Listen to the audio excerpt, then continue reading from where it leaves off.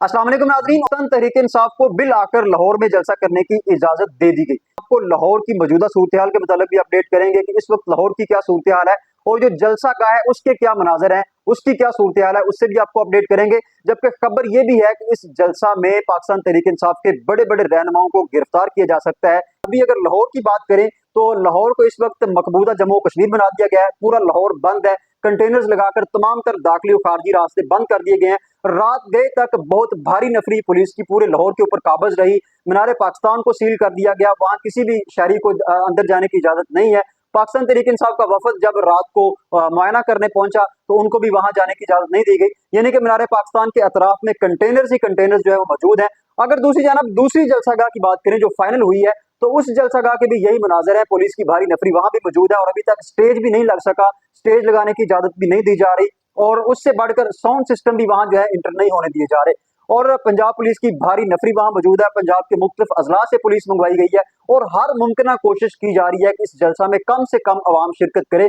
सारे के सारे हरबे जो इस्लामाबाद के अंदर इस्तेमाल किए गए वो अभी लाहौर के अंदर इस्तेमाल किए जा रहे हैं और उसमें सबसे बड़ी वजह वो यही है कि अवाम इसके अंदर जो है वो शिरकत ना करे और ये इतना बड़ा पावर शो ना हो। क्योंकि जराये के मुताबिक ये खबरें भी आ रही हैं हुकूमत को कि ये जो जलसा है इस्लामाबाद की तरह ये एक तहरीक की शक्ल भी इख्तियार कर सकता है। इससे कबल इस्लामाबाद का जलसा वो एक तहरीक तो नहीं बना लेकिन उससे एक तहरीक का आगाज हो चुका था और अभी ये जलसा जो है वो मुमकिन तौर पर एक तहरीक की शक्ल इख्तियार कर जाएगा, जैसा कि बानी चेयरमैन तहरीक इंसाफ इमरान खान साहब के बयान से भी ये वाज़ेह हो रहा है। और ये पावर शो इतना बड़ा होगा कि इससे हुकूमती ईवानों में भूचाल आ सकता है और हुकूमती ईवानों में हलचल मच जाएगी।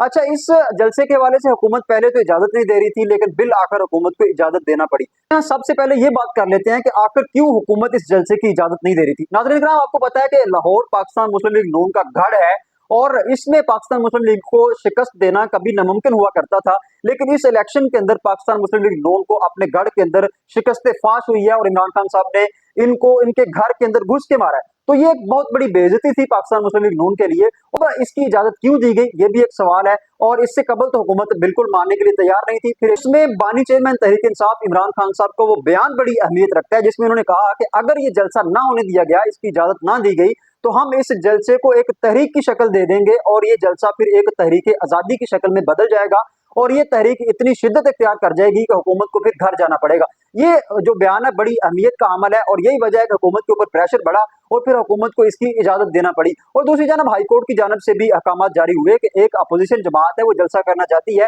तो आप उसको इजाजत क्यों नहीं दे रहे। लिहाजा हाईकोर्ट की जानब से बड़े सख्त किस्म के अहकाम आए और डिप्टी कमिश्नर को पाबंद किया गया कि वो जैसे तैसे भी करके एसओपीज जारी करें या जो भी करें वो 5 बजे तक फैसला सुनाएं और पाकिस्तान तहरीक इंसाफ को ये जलसा करने की इजाजत दी जाए। फिर रात गए कुछ इस्लाहात के तहत इस जलसे को करने की इजाजत दी गई। सबसे पहली बात तो ये की गई कि इस जलसे की जगह तब्दील होगी, यानी कि अब ये जलसा मीनार पाकिस्तान में नहीं होगा, अब ये जलसा काना के मुकाम पर होगा जो रिंग रोड के ऊपर मौजूद है जहां मवेशी मंडी लगती है, उस मुकाम पर इस जलसे को जो है मुंतकिल कर दिया गया है। जबकि दूसरी जानब इसकी टाइमिंग के हवाले से बात की जाए तो टाइमिंग के हवाले से बड़े सख्त किस्म के अहकाम जारी हुए हैं कि ये जलसा 2 बजे शुरू होगा और हर सूरत इसको 6 बजे खत्म किया जाएगा। अगर 6 बजे खत्म नहीं किया जाता तो फिर आपके खिलाफ कानूनी चाराजोई जो है हो सकती है। तीसरी बात जो अहम तरीन है वो ये है कि अली अमीन गंडापुर साहब इस जलसे में एलानिया माफी मांगेंगे। मैंने अदारों के खिलाफ हुकूमत के खिलाफ की है, मैं उन सब से रुजू करता हूँ, यानी कि इस जलसे में सबसे बड़ी शर्त जो है वो अली अमीन गंडापुर साहब की माफी है। तो इन शराइत के तहत इस जलसे को करने की इजाजत दी गई है।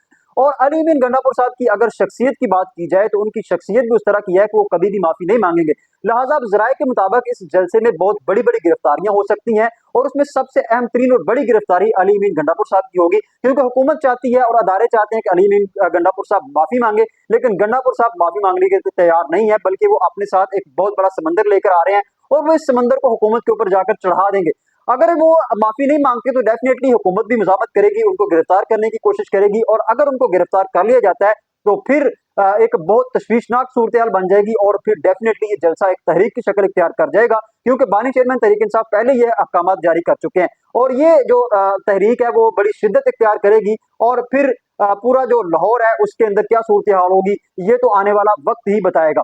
जराये के मुताबिक हुकूमत पाकिस्तान तहरीक इंसाफ को इस जलसे में सजी दिखाकर खबी मारने की कोशिश करेगी और इस जलसे से पाकिस्तान तहरीक इंसाफ के उन रहनुमाओं को भी गिरफ्तार कर लिया जाएगा जो इससे कबल शॉर्ट लिस्ट हैं, उनको हिट लिस्ट किया गया है लेकिन उनकी गिरफ्तारी अभी तक मुमकिन नहीं हो सकी। तो पाकिस्तान तहरीक इंसाफ के वो रहनुमा भी इस जलसे के अंदर शिरकत करेंगे, लिहाजा उनको इस जलसे से गिरफ्तार किया जा सकता है। तो ये थी इस जलसे के हवाले से अब तक की अपडेट्स जो हमने आपके सामने रखी। जैसे कोई नई अपडेट्स आएंगी हम आपके साथ जरूर शेयर करेंगे। तब तक के लिए इजाजत दीजिए। अल्लाह हाफिज।